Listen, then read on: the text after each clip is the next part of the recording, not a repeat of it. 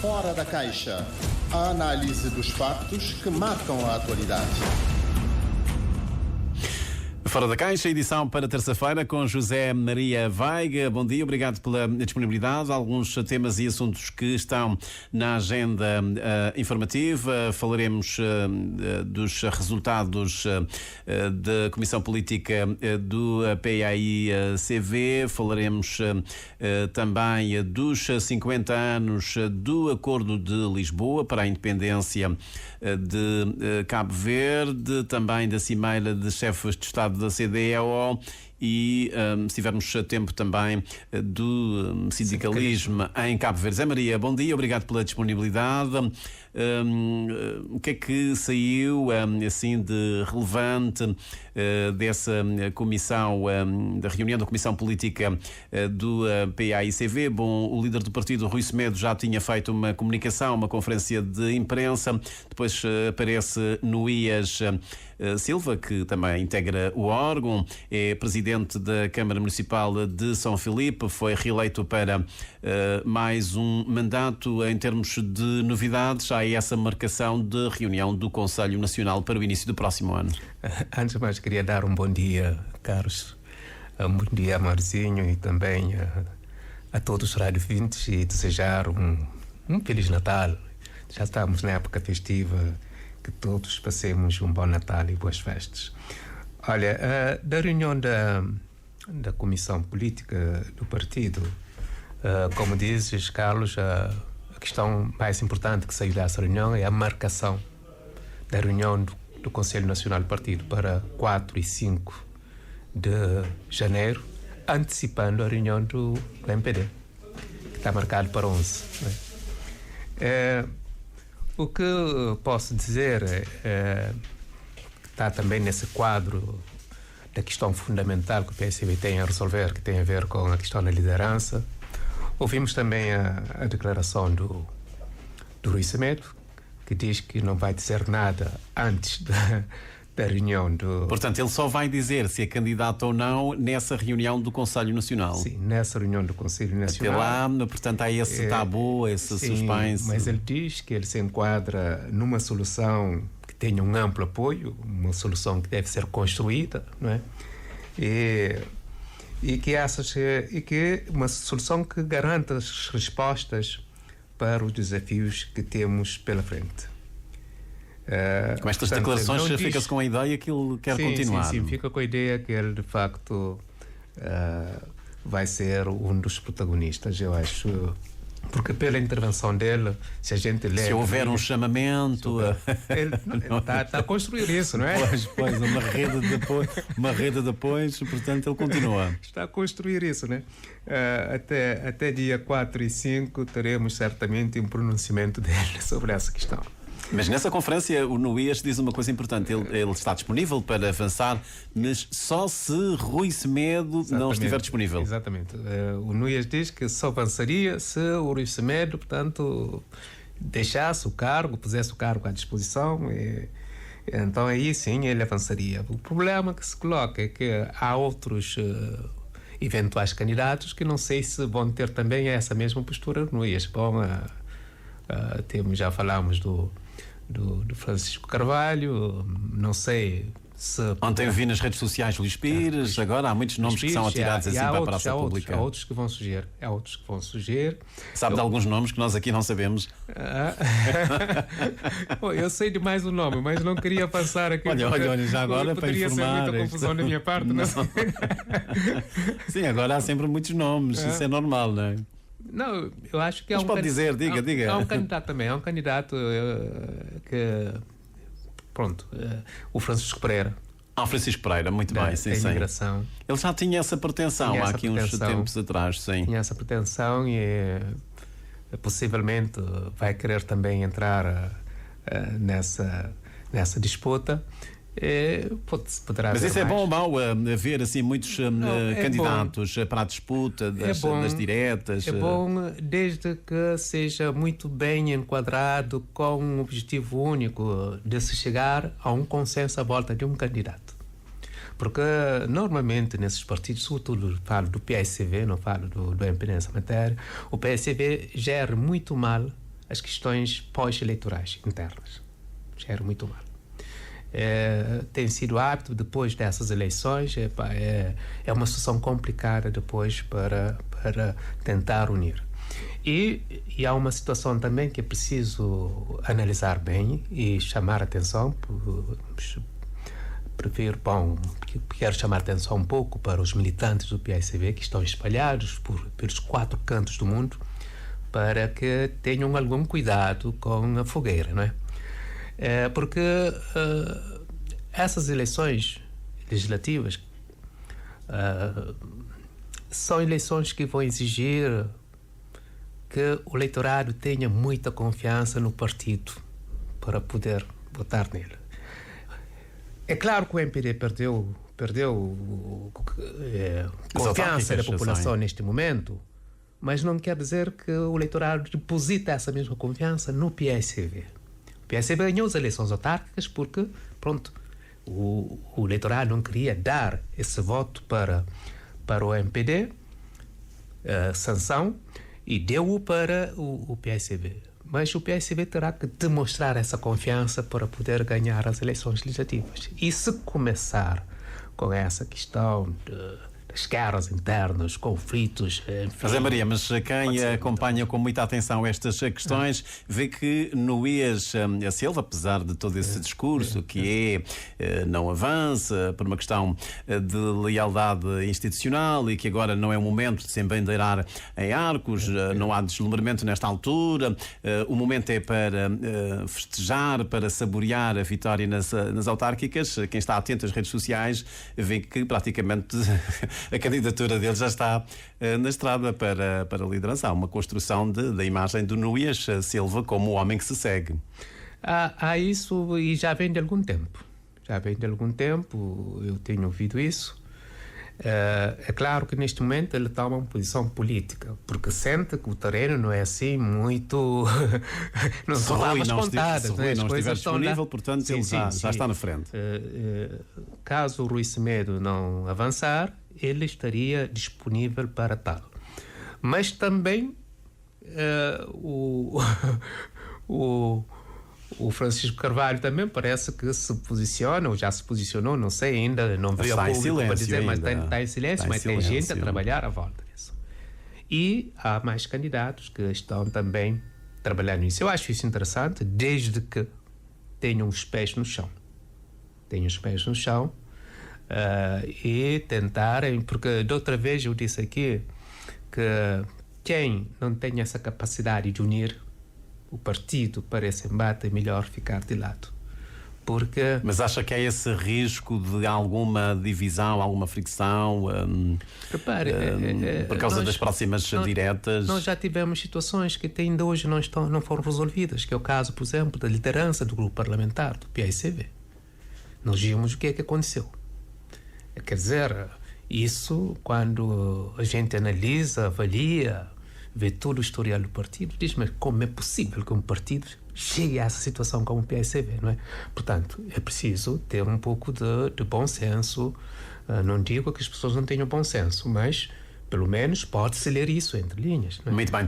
Bom, olhemos também para o Movimento para a Democracia, já agora também mais na esfera do Parlamento. Parece-me que a eleição do primeiro vice-presidente da mesa da Assembleia acontece agora nesta sessão. Tem-se falado muito do Emanuel Barbosa, do Luís Carlos Silva, mas ele é secretário-geral do MPD, da Mirceia Delgado. Vamos ter aqui uma disputa interessante. É interessante, e depois quando a gente também consulta aí os jornais da praça, vê também que a situação não é assim tão pacífica. Bom, saiu uma matéria no A Nação a dizer que para o PAICV a Mirceia Delgado tem menos anticorpos, tem menos rejeição. Possivelmente sim, mas o Mirceia talvez esteja em melhores condições. Por quê? Porque nós vimos como é que o presidente da Assembleia atual conseguiu lá chegar. Foi com o voto do PAICV que lá chegou. Mas também, no que a gente ouve, não tenho certeza, é que as relações entre o presidente da Assembleia e o primeiro-ministro não têm sido desde aquela época. Desde essa altura. Não tem sido lá grande coisa. Então, eu vejo o primeiro-ministro dizer, bom, agora vou ter a mesa da Assembleia todos composta por anticorpos. Não dá. Então, vai querer ter uma pessoa de mais confiança. Eu acho que a Merceia não só goza de uma certa simpatia por parte do PAICV, mas pode ser também que ela seja, tipo assim, uma pessoa protegida pelo primeiro-ministro. Então, acho que ela está em boas condições. Não quero dizer que os outros também não sejam, mas pelo menos ela. Segundo a matéria do A Nação, portanto, o Emanuel Barbosa é visto como um crítico do PAICV, tem atacado nas lides parlamentares com veemência o PAICV. Eles recordam também esse episódio, digamos, de vias de facto com um deputado do PAICV e logo, portanto, define-se aqui o hipotético apoio, mas qual é que é a sua leitura? Acha que seria neste momento, do lado do Movimento para a Democracia, o melhor candidato para... Eu acho que essa questão acaba também de servir de lição para os políticos no tratamento, portanto, quando estão nos debates políticos, partido a partido, a gente discute, a gente critica, mas a gente respeita. É preciso respeitar. Às vezes a gente ouve declarações de políticos em relação a um partido, como se um partido fosse uma pessoa não de bem, mas de mal. Então, eu vejo nesse quadro, eu vejo o Emanuel Barbosa, Sim, sim, Emanuel Barbosa, sim. Com alguma dificuldade em conseguir granjear a simpatia por parte dos deputados do PAICV. Mas sabe que eu já ouvi também outras leituras de analistas, de observadores, que dizem que, do ponto de vista de estratégia política, se calhar o indicado era o PAICV apostar no Emanuel Barbosa, para já é uma lição que o PAICV lhe dava, e era uma forma também de o manter, digamos, sob controle na mesa da presidência da Assembleia. Poderia até ser, mas não creio que esse PAICV não se iria dar esse prémio para o Emanuel Barbosa. Não creio que iria dar, porque de facto ele tem sido não apenas crítico, mas tem sido um demolidor. Mas esse apoio é um apoio de bancada, ou seja, sai uma determinação da bancada parlamentar do PAICV a dizer nós vamos apoiar este candidato, ou o Emanuel pode fazer a sua campanha e angariando, digamos, votos individuais dos deputados? Normalmente essas questões são discutidas a nível das reuniões do grupo. Não é? Aqui há disciplina partidária, neste caso? Não necessariamente. Eu acho que os deputados analisam, há inclusive uma linha, né? Bom, pode ser que um grupo maioritário vote favoravelmente quando há uma decisão desse tipo, mas não quer dizer numa questão que não é fundamental, que não é crucial, que não é vital para o partido. Não vejo nenhuma complicação em obrigar sancionar os deputados que votassem numa posição contrária. Não. Isso seria, de facto, extremamente complicado. Aliás, já tinha acontecido uma vez e é preciso ter isso como coisa. Agora, é preciso demonstrar que o partido é um partido coeso, é um partido com visão, é um partido que tem uma linha. Isso é importante. Isso é importante para não dar também ar de bagunça. Mas, primeiro, acho internamente, qualquer que seja o partido, o PSV, o MPD, o CID, eles têm que dar esse ar de um partido que, de facto, tem estrutura e que tem disciplina interna e que, pronto, tem uma visão e que sabe o que quer. Muito bem, é um assunto para acompanharmos então com muita atenção a partir de amanhã no Parlamento. Zé Maria, na próxima quinta-feira faz precisamente 50 anos da assinatura do Acordo de Lisboa, que abriu as portas à independência de Cabo Verde, a formação de um governo de transição com estatutos, também a lei da organização política do Estado, portanto, e a independência viria a acontecer 6 meses depois. O que é que representa esse marco que será lembrado esta semana, na quinta-feira? De resto, a Presidência da República vai homenagear o comandante Pedro Pires. Há instantes no Bom Dia Cabo Verde disse que é o único sobrevivente, mas não é verdade. Portanto, o Zé Luís Fernandes está bem vivo, ainda está nos Estados Unidos da América. Se tivermos a oportunidade, falaremos com ele um dia destes. Parece-me que mais da parte portuguesa é que não tenho bem presente essa informação, mas pelo menos os 2 grandes protagonistas já não pertencem ao mundo dos vivos, o Almeida Santos, o Mário Soares. O que é que representa esse momento que irá contar já agora com a presença de Marcelo Rebelo de Sousa? Olha, nós ouvimos a declaração do comandante Pedro Pires em relação a essa matéria e ficamos, de facto, muito convencidos que é um marco extremamente forte para a história de Cabo Verde. Fala à volta do acordo de Argel, de 74, mas também acordo de Londres, de maio de 74. Mas também ele diz que esse governo de transição que foi criado nessa altura para conduzir o país até a independência, a independência esteve, portanto, numa situação complicada porque as negociações com as autoridades portuguesas não iam da melhor forma.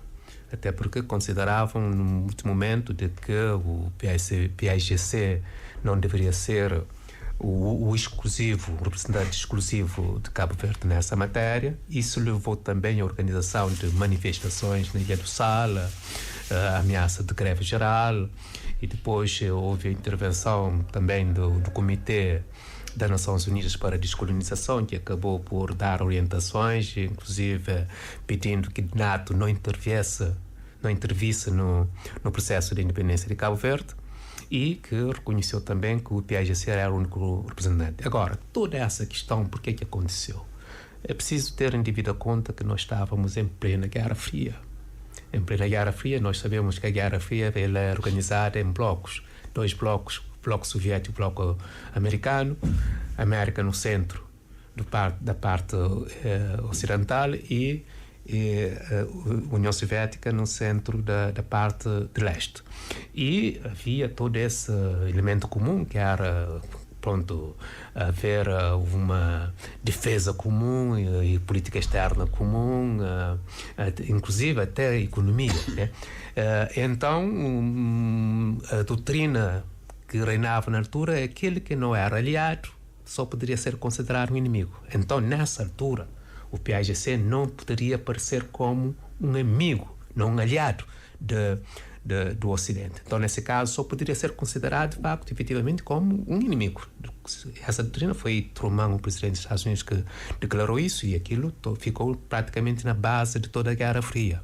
E, nesse quadro, entende-se que era difícil, certamente, as autoridades portuguesas teriam recebido orientações dos Estados Unidos, do Reino Unido, da França, para agirem nessa coisa. E depois, também é preciso notar que já nessa altura, período que é de 75, nós tivemos a crise do petróleo, que os árabes duplicaram o preço do petróleo, houve a guerra de Kipur, depois houve a guerra de Vietnã, fim da guerra de Vietnã, em que os americanos saíram praticamente derrotados. Portanto, tem que se fazer uma leitura deste acordo com base no contexto.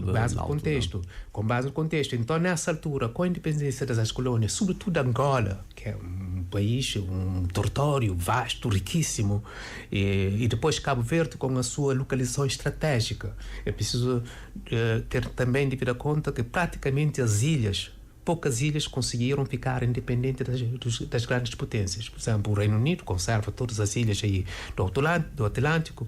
Por exemplo, a França conserva Mayotte, portanto, Comores tiveram independência um dia antes de nós, em 4 de julho de 1975, nós em 5 de julho. A Espanha, portanto, Portugal, portanto, as Ilhas Canárias, Portugal, Madeira e Açores, nós somos praticamente dos poucos em termos dos territórios insulares que conseguiram independência, exatamente porque sempre têm vocação, essas ilhas, a vocação para bases militares extraordinárias. Então, no caso do Cabo Verde, é evidente, portanto, é natural que houvesse essa hostilidade a apresentar e não quererem dar Cabo Verde independência com o PAIGC exclusivo representante, e sabendo também da aproximação de Cabo Verde com a parte leste da União Soviética na altura, que ajudou também nessa luta da libertação nacional. Portanto, um momento histórico que será recordado 50 anos depois deste 19 de dezembro de 1974 e que naturalmente foi decisivo para a independência deste arquipélago. Vamos avançando. Esta semana nós tivemos também uma conferência de imprensa da plataforma para unir e resgatar a UNTC-CS, mais uma vez a criticar criticar e a denunciar alguns atos que consideram de abuso de poder por parte da secretária-geral da UNTC-CS. O que é que se passa na maior central sindical do país? Eu acho que já é tempo de se chegar a um termo, por termo a essa questão do conflito interno do sindicato da UNTC-CS, porque não dignifica nem os atores que lá estão e nem o país. Nós sabemos que o sindicato é uma união, uma associação, portanto, de pessoas responsáveis que devem cuidar dos direitos dos trabalhadores, mas é preciso que, de facto, isso seja feito com toda a dignidade e toda a transparência. Agora, o problema já vem de algum tempo com a eleição da secretária-geral, e há um grupo de sindicatos que, à volta de uma plataforma que dizem que, portanto, essa eleição foi ilegal, a convocação foi ilegal, quem dirigiu a reunião foi ilegal, portanto, falam de uma secretária, pseudo-secretária.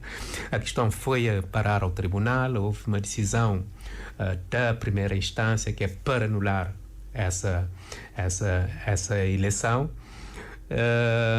Houve um recurso interposto pela outra parte, a coisa ainda não está decidida. Portanto, neste momento está no Tribunal de Relação, não é? Portanto, é essa questão. E agora surge essa nova questão da Citur, em que a Joaquina Almeida aparece como presidente do Citur, e nesse quadro a outra parte da plataforma diz que houve um golpe, que para que isso acontecesse houve também mudança de próprios estatutos. É o artigo 7, número 33 do artigo, que diz que quem é eleito como secretário-geral da UNTC-CS não pode acumular outras funções que não sejam em representação da própria UNTC-CS.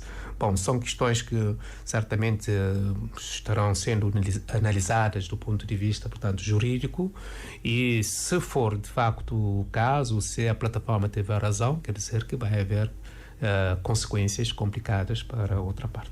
E isto não traz benefícios nenhuns para os trabalhadores? Não traz benefícios nenhuns para os trabalhadores. Já vimos que durante todo esse último período, pelo menos nos últimos 2 anos, houve sempre desencontros entre os sindicatos. Vemos que não há uma linha clara de atuação, mas sobretudo há um puxa-puxa, e as coisas não parecem boas de nenhuma forma. Portanto, é preciso que se ultrapasse isso aí. Os tribunais talvez teriam necessidade de acelerar esse processo por termo, porque não dignifica mesmo o país, porque nós temos representações internacionais que seguem. Portanto, essa morosidade também, a judicial não ajuda nada, portanto é uma questão que já devia ser dirimida há muito tempo. Exatamente, não ajuda e só prejudica. Portanto, há essa questão que é preciso ter em devida conta e ver se conseguirmos dar um passo, porque os sindicatos são fundamentais para o mundo laboral de um país, pela economia também e toda a imagem do país. Muito bem, Zé Maria, vamos terminar então olhando para aquilo que saiu da última cimeira de chefe de Estado e do Governo da CDAO.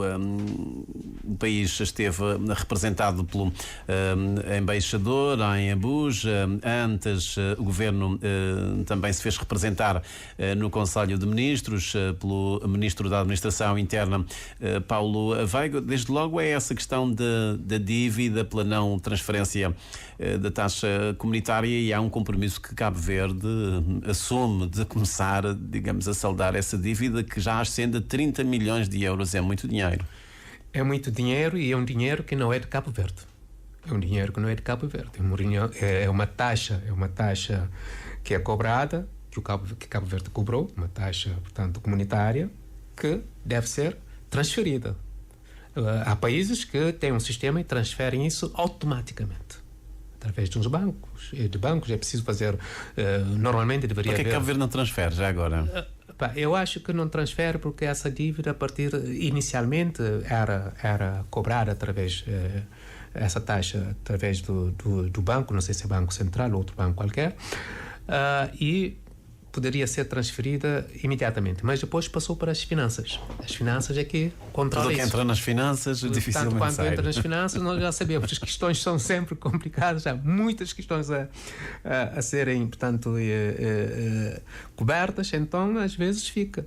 E essa é uma questão de um dinheiro que não é nosso. 30 milhões ou mais, já agora, de dólares que nós temos cativado, utilizamos para outros fins em Cabo Verde e que não devolvemos à CDAO. Isso põe em causa a imagem de Cabo Verde, mas também prejudica Cabo Verde na sua representação e nas suas ambições junto da própria comunidade. Portanto, essa é uma questão de fundo que é preciso, de facto, respeitar. Agora, você não tem 30 milhões para dar, mas faz um plano, vai dando um sinal. Vai dando um sinal. E negocia, vai dar no sinal, mas não Parece-me que nada, agora que é esse compromisso agora que o ministro Paulo Rocha reafirma.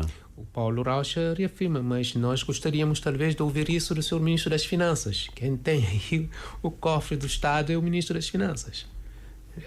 Se ele disser isso, a gente acredita, mas se ele não disser nada, nós... Porque ele estava a falar, inclusive, É quem manda nisto tudo, na ideia de pedir um perdão, né? Um perdão. E logo veio Orlando Dias dizer que não entende essa questão. Então, é essas questões todas. Mas pronto, nessa reunião também é preciso ver que há a questão dos 3 países que saíram, portanto, o Burkina Faso, o Mali e o Níger. A data limite, portanto, é 29 de janeiro. Prorrogou-se o papel dos países que negociam, que encarregados de negociar é o Senegal. Acho o Senegal e também mais um outro país que já não me lembro, que representam o cereal nessa negociação. Mais 6 meses para convencer essa gente. Bom,